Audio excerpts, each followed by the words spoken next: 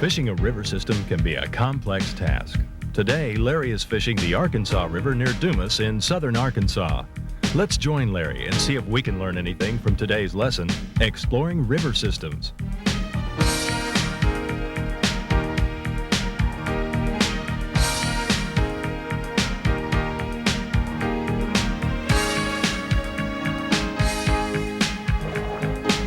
You've got to get out here early to get them.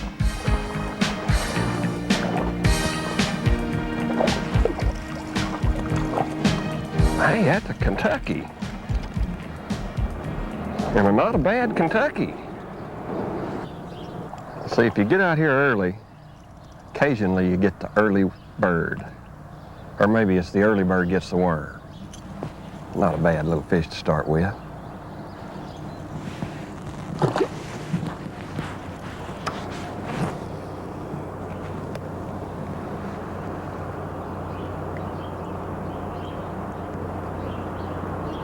One thing I found about that bass fishing, if you get early, sometimes you can get into them red hot.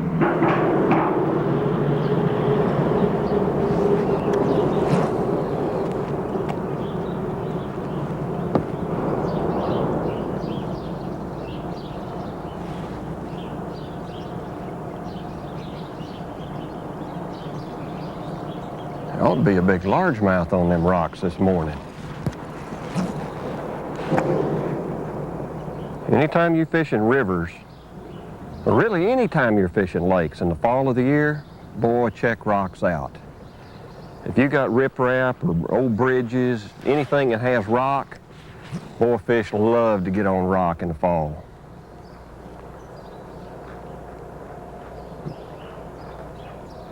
Usually rock riprap means, to me, it means places that are washed out, where the wind has been blowing in and the water's been undercutting the bank maybe, and people come in and build that bank up with riprap to protect their shoreline, and what it does is it puts deep water right up close to the bank.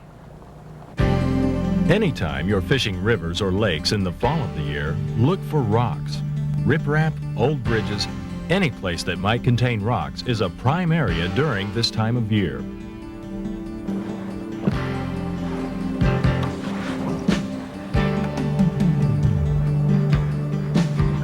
And anytime you've got a pattern like this going early in the morning, a lot of times that means hustling. I mean, to be the most productive and to catch the most fish. I mean, you hit key little stretches, kick that trolling motor on high, and head up to that next little point, either that or fire up your big engine and move up there. Don't waste a lot of time on areas that are maybe flat. If you figure out their own points, boy, crank up and go from point to point to point. Don't waste a lot of time. Sometimes you'll find a stretch of riprap that may be 200 or 300 yards long that's good, and you can go back and forth and catch fish. But a lot of lakes and rivers, got to keep that boat moving and hit key stretches and take advantage of that first hour in the morning.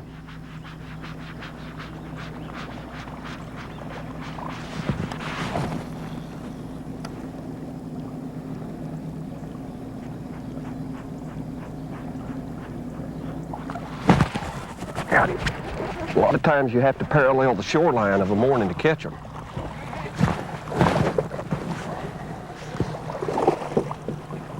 See there, that's another Kentucky. But he's fun.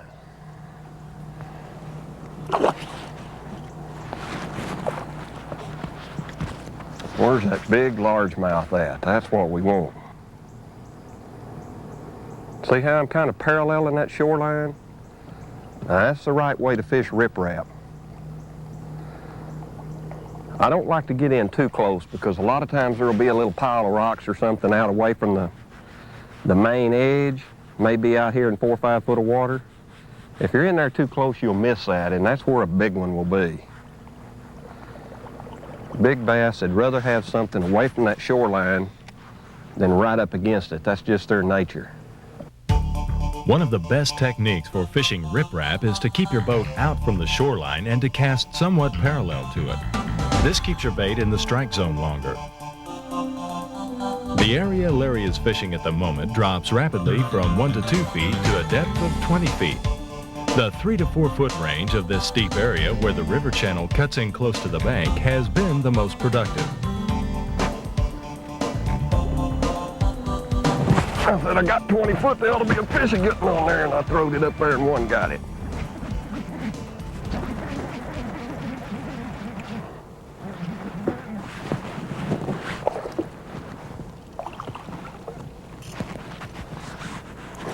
A largemouth. Not as big as I wanted, but he's not too bad. Seen a day when I'd love to have him.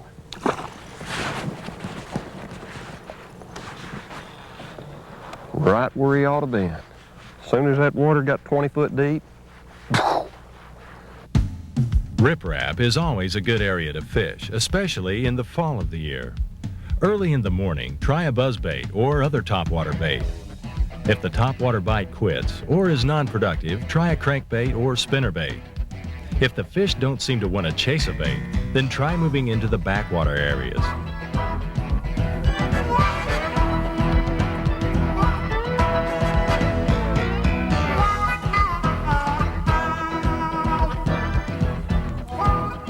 One thing I found about river fishing is when that chasing period is over, about the only thing that I can get them to bite or catch them on is just pick up a flipping stick or a pitching rod and put on a big jig and start pitching at all the cover you can find, maybe in one of the backwater areas. Usually the backwater areas are going to produce bass up in the day. Them river bass, to me, they get kind of finicky. Once they get off that top water, you know, unless they'll chase a crankbait. Now, if they'll chase a crankbait, I can still catch them out on that river. But when the water's hot like this, I can't get them to chase very good. You know, it's not real hot. We're almost into the fall, but the water's still in the mid-70s. That means pitching a jig or a air fry. Sometimes that air fry is a heck of a good flipping bait.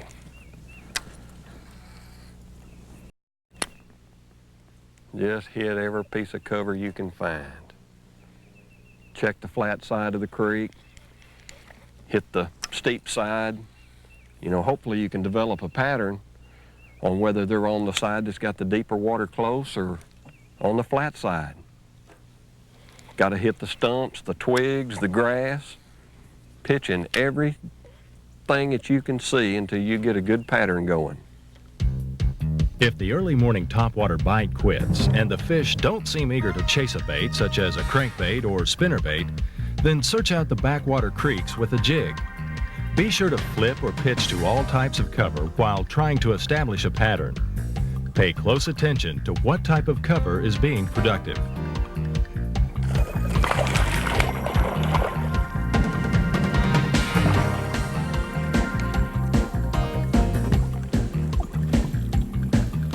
Another just a keeper. Not bad.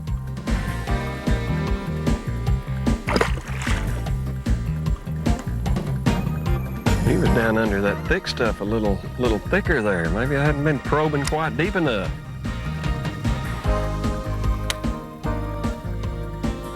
Buried in the shade. And now, here's an important Nixon note, courtesy of Strike King Lures, designed by the pros. One thing I've noticed in all the years that I've been bass fishing is when you're fishing a buzzbait like the Pro model, it just seems like it produces best in water less than 4 foot deep. And really, even 2 foot or less.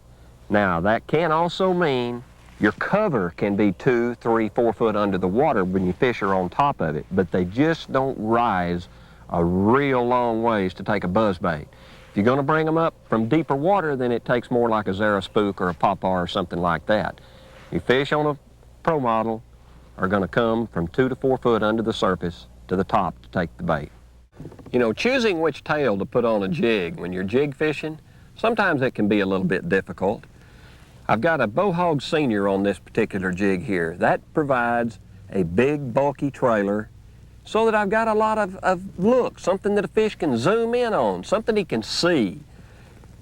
When I'm using a big trailer on a jig, normally I'm fishing for pretty big fish, and the main thing is I'm fishing heavy cover, heavy wood, heavy grass, just some kind of heavy cover, and that's when I'll use a big tail, or early spring rock fishing where I want it to float down real slow. That's when I'm going to select a big trailer. The best early spring trailer that you can get is a big bulky pork chunk. Makes that lure fall slow, keeps it in the strike zone. He come off an isolated stump.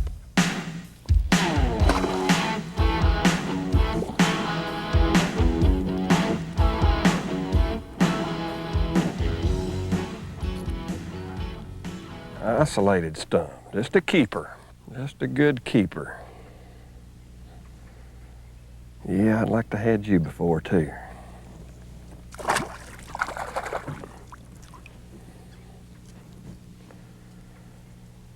Hook's still good and sharp. Spread that weed guard out a little bit. Keep you from getting hung up and help you set the hook easier too.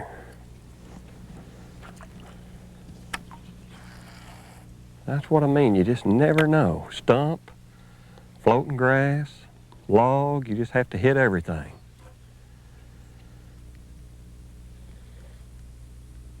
A lot of people have trouble fishing a jig for some reason. And I think the main reason is you want to work it rather than put it where the fish lives. And the other reason is you don't feel the strikes. When you drop it in their house and they catch it, I mean, a lot of times they're not going to move with it. They just catch it and sit there and hold it. And you pick up and you feel that little bit of tightness. Not really solid, you just feel tightness, but yet you're afraid to jerk. Don't be afraid to jerk with a jig or a worm or any lure that you're pitching in cover. When that line goes slack and it's on the bottom and you lift up and it's just kind of snug, hold it there just a second. And I mean, if there's any doubt in your mind, go ahead and hit it. Don't wait on him to go before you jerk. When fishing a jig, worm, or any other bait you fish in cover, if you lift up on the bait and feel a snugness or tightness, hold it a second. If there's any movement or any doubt in your mind, quickly set the hook.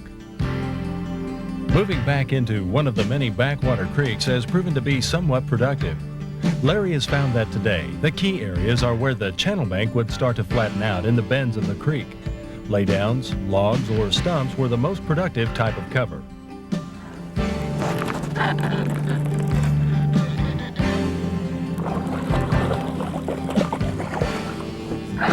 I knew if I had enough patience that I would get to cooking. That's a pretty bass. A good Arkansas River chunk. Not a big one, but a nice fish.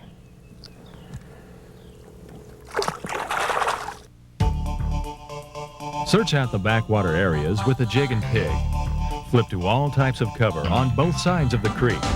If this is not productive or you're not catching the quality of you're expecting, then move back out into the river channel and try fishing pilings or rock jetties. You know, we stayed in that backwater for a long time back there and just never did find no better fish in that particular area. That don't mean they're not back there. It just means that I wasn't in the right area. So I've moved back out here on the main channel now and fishing man-made pilings. There's some rock in behind it there. It's the kind of place where bass live, and when the current's moving just right and it's flowing, there's a little bit of flow out here today. Boy, you can pull in on these pilings and occasionally hit the mother lode. Big Kentuckies or largemouth. Oh, that's a good Kentucky.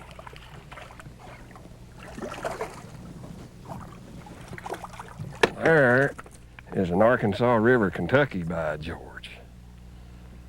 Look at that one. He is some kind of fat. Well, that is a good Kentucky now. He is nearly as wide as my hand.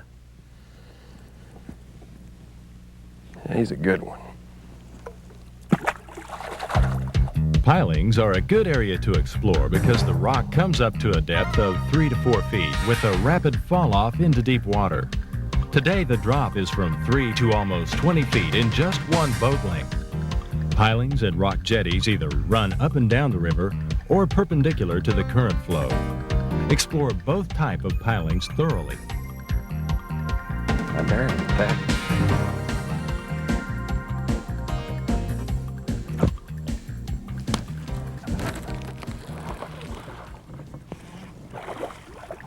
Another nice Kentucky too. Footballs. Oh, them's good ones.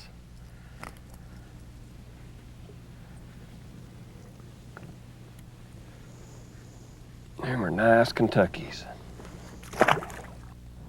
You know, anytime you get on a wood pattern and you're fishing on the river and you're pretty well locked in on wood and rocks, you know, it don't matter really what kind of pilings it is, just so it has the wood. You want to hit every stretch. Now, sometimes it makes a difference on pilings running crossways or up and down the river. So pay attention to that as you're fishing because, I mean, it can make a big difference, especially when there's current.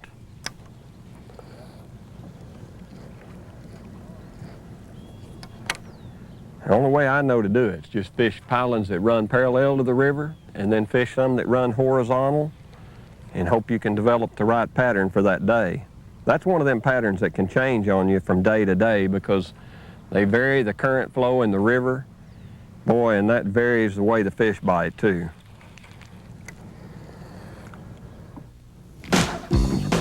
There he is. Holy boom, that is a good one right there now. That's an Arkansas River bass right there. Beautiful fish. Well, it's about time. Folks, we've tried it all today. We've cranked, we've buzz baited, spinner baited, and the only thing I could come up with that would work is pitching a jig at these pilings. And that's a good way to end a trip. Come back and join me again next week, and I'll teach you how to be a better bass fisherman.